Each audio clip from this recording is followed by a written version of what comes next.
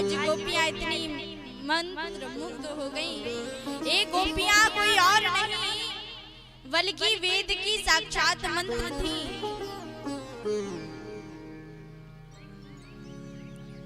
जो हर इंद्रिय से कृष्ण रस का पान करे वही गोपी है।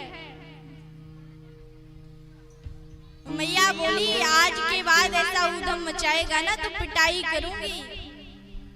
बड़ी से बड़ी लीला भी करते हैं ना ब्रज में तो बच्चे की भांति किसी को पता नहीं चलता। आज लाला ब्रज में गए, ब्रज रज खाली माटी खाली। ग्वाल वालों ने शिकायत की मैया से, कहा मैया आज तेरे लाला ने माटी खाई। मैया ने कहा मुंह तो खोल लाला। कन्हैया ने कहा मैया मैंने नहीं खाई। बलराम जी ने कहा हाँ माँ खाई है। कन्हैया बलराम जी के पास गए, कहा दाऊ भैया आपने शिकायत कही मैया से, हम भी मैया से शिकायत करेंगे कि हमने तो केवल माटी खाई लेकिन दाऊ भैया तो भांग का गोला खाएं। बलराम जी ने कहा या की पिटाई बाद में होगी, पहले तो मेरी पिटाई हो जाएगी। कहा मैया हमने तो नहीं देखा खाते हुए। मैया ने कहा मुंह तो खोल। लाला ने मुंह खोला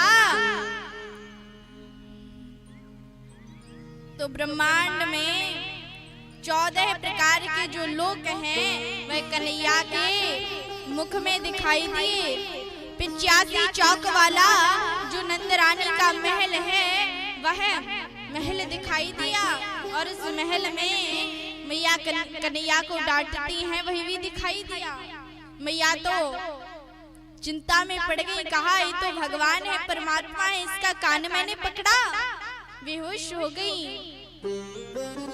तब वैष्णवी मैया को आदेश दिया, माया को खींचा। मैया ने कहा लाला तेरे मुंह में अभी मैंने कुछ देखा था। लाला ने कहा नहीं मैया कुछ तो नहीं है। मुंह खोल कर दिखाया तो कुछ नहीं था।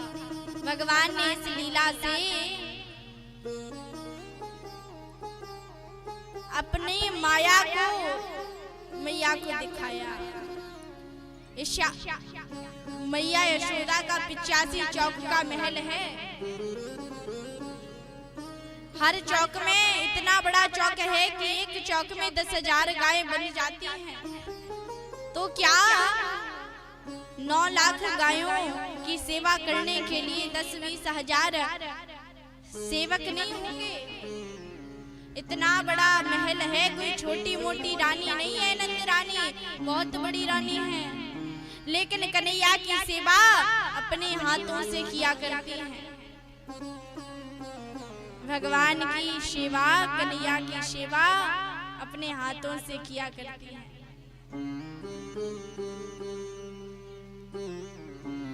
दूध भी अपने हाथों से पिलाती है, माखन भी अपने हाथों से खिलाती है। यशोदा आज दही बिलो रही थी। प्रातः काल कन्हैया उठकर बैठ गए, कहा मैया मुझे माखन चाहिए। मैया ने कहा रात्रि का माखन बचा होगा, उसमें मिश्री डाल के खा लेना। कन्हैया ने कहा मैया मुझे तो ताजा माखन खाना है, बासा माखन नहीं। मैया ने कहा अभी बिलो रही हूँ, जब फेंट लूंगी तब आपको माखन खिलाऊंगी। कन्हैया ने कहा नहीं मैया अभी खाना है। तो सुबह के 4 बज रहे थे तो कहा देखो आकाश में चंद्रमा है। जब चंदा मामा को देखा कन्हैया ने तो माखन भूल गए। कहा मैया चंदा मामा चाहिए, चंदा मामा चाहिए। मैया ने इतनी बड़ी परात ली, उस पर पानी भरा और चंदा मामा की परछाई उसमें आ गई। कहा ये आ गए चंदा मामा। भगवान ने एक पैर दिया, कहा ये तो पानी है, कोई चंदा मामा नहीं है, असली के चाहिए। मैया ने कहा असली से कहां से दूं, बड़ा परेशान करता है मेरा लाला। पहले कहता है दही चाहिए, माखन चाहिए, फिर कहता है चंदा मामा चाहिए। अब चंदा मामा कहां से तोड़ कर लाऊं? कन्हैया कहते हैं मैया चंदा मामा चाहिए। रोने लगे।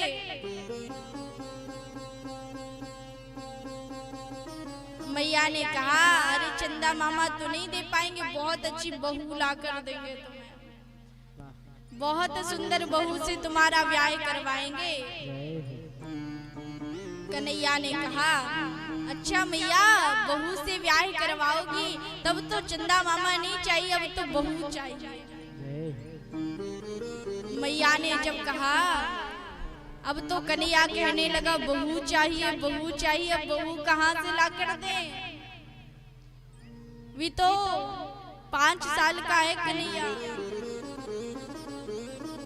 और बहू को लाकर कहाँ से दे, अब इसका ब्याह कैसे करवाए।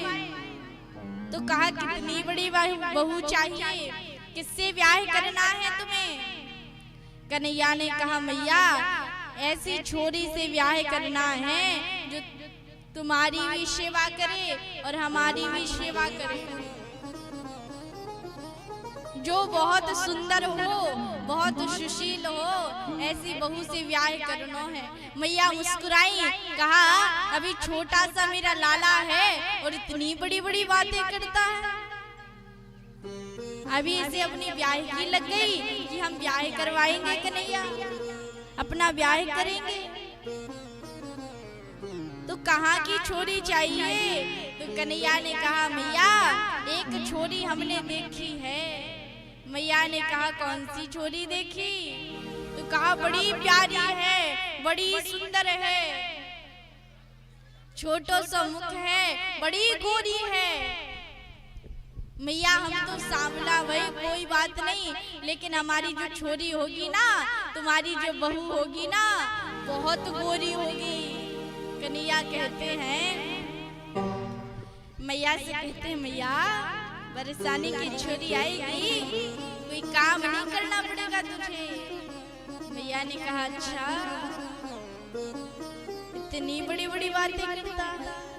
कन्हैया को गोद में बिठा लिया, दुग्ध पान कराने लगी। तभी एक गोपी ने आकर बताया, कहा, मैया आप यहाँ कन्हैया को खिला रही हो, वहाँ चूल्हे पर आपका दूध उफना जा रहा है। मैया ने जब सुना, कन्हैया को गोदी से नीचे रखकर दौड़ती हुई चूल्हे के पास गई। कन्हैया ने जब देखा कि मैया को दूध प्यारो है, पूत प्यारो नहीं है, होंठ फड़कने लगे, नीचे वाले होंठ को अपने दांतों से दबा लिया। बड़े क्रोधित होते हैं। कहा, मैया को दूध प्यारो है, अपनो लाला प्यारो ना है। दूध इसलिए अपना क्योंकि दूध ने देखा कि कन्हैया तो मैया का ही स्तन पी रहे हैं, दूध पान कर रहे हैं, मेरा कब पिएंगे। तब दूध बर्तन से बाहर निकलने लगा। आज कन्हैया ने देखा 40 सेर की जो मटकी रखी हुई थी, मैया यशोदा की दादी बाबा के जमाने की थी। 40 सेर दही बनता था उसमें। वही मटकी एक पत्थर लाई कहीं से फोड़ दी और जाकर कक्ष में गए, ग्वाल वालों को साथ में लिया, उखल पर चढ़कर फिर माखन खाने लगे। मैया ने देखा मेरी मटकी फोड़ दी, चांदी की छड़ी लेकर मैया मारने के लिए दौड़ी है कन्हैया को। उखल पे चढ़ा हुआ देखा तो सोचा कि आज तो उखल से ही बांधूंगी अपने लाला को। रेशम की कोमल डोर लेकर आई है और जैसे ही कन्हैया को उखल से बांधने लगी तो 2 अंगुल कम पड़ जाए रस्सी। 2 अंगुल ही कम क्यों पड़े? क्योंकि एक होती है माधुर्य शक्ति और दूसरी होती है ऐश्वर्य शक्ति। माधुर्य शक्ति कहती है कि परमात्मा ने मनुष्य रूप में अवतार लिया है, इसलिए मैं इन्हें बंधने दूंगी। और ऐश्वर्य शक्ति कहती है नहीं, ये भगवान है, मैं इन्हें बंधने नहीं दूंगी। और इन दोनों शक्तियों में झगड़ा होता है तो रस्सी 2 अंगुल कम पड़ जाती है। मैया को बड़ा परिश्रम करते हुए कन्हैया ने देखा तो स्वयं ही बंधन में बंध गई। भगवान को कौन बांध सकता है? आज भी एक लीला करनी थी। मैया चली गई अपने काम करने के लिए। मैया के द्वार पर 2 वृक्ष खड़े हुए हैं, यमलार्जुन के वृक्ष, अशोक वृक्ष। नारद जी ने श्राप दिया था उनको। आज कन्हैया घुटमन घुटमन चलते हैं, उखल पीछे पीछे आ रहा है, कन्हैया चलते जा रहे हैं। जब उन दोनों वृक्षों के बीच में से भगवान निकले, भगवान की कोहिनी वृक्षों ने, कोहिनी का वृक्षों से स्पर्श हुआ तो वृक्ष धड़ाम से नीचे गिर पड़े। 2 पुरुष प्रकट हुए। भगवान ने कहा तुम्हें क्या चाहिए? तो उन दोनों ने कहा कि कुछ नहीं चाहिए, बस नेत्रों से आपके दर्शन करें, कान आपकी कथा श्रवण करें और वाणी से आपकी कथा हम करें, आपका भजन सदा गाते रहें, आपकी भक्ति करते रहें। भगवान ने उसे आशीर्वाद दिया। देवलोक को गए और जैसे ही वह वृक्ष गिरे, माता यशोदा को आवाज सुनाई दी। दौड़ी हुई अपने कन्हैया के पास गई, देखा मेरा लाला नीचे पड़ा हुआ है, वृक्ष नीचे गिरे हुए हैं। कन्हैया को अपने हृदय से लगा लिया। नंद बाबा आए, कहा यशोदा तुम बड़ी भोली है, कन्हैया को छोटी सी बात में डांट देती है, छोटी सी बात में सजा दे देती है। ऐसी भी कोई मैया होती है। आज कन्हैया की रक्षा तो भगवान ने की। सभा बुलाई नंद बाबा ने, कहा जब से लाला का जन्म हुआ है तब से कन्हैया को यहाँ सुख नहीं है। कोई ऐसा स्थान बताओ जहाँ पर मेरा लाला सुरक्षित रह सके। नंद बाबा के छोटे भाई हैं घनानंद जी, उन्होंने कहा नम वृंदावनम नाम पश्यभ्यम नवकाननम गोप गोपी गवाम सेव्यम पुण्यादित्रण विरुधम वृंदावनम गोवर्धनम यमुना पुलनानि च वीक्ष्यासीदुत्तमा प्रीति राम माधवयो नृप। घनानंद जी ने कहा वृंदावन बताता हूँ, बहुत सुंदर स्थान है। जो वृंदा का वन है उसी को हम वृंदावन कहते हैं। वृंदा माने तुलसी होती है, जो तुलसी का वन है वही वृंदावन है। वहाँ चलिए, सुंदर यमुना का किनारा है, गोवर्धन जी महाराज वहाँ रहते हैं। आप चलोगे बड़ी शांति मिलेगी, बड़ा सुरक्षित स्थान है। कन्हैया को लेकर सारे ब्रजवासी वृंदावन में आए हैं।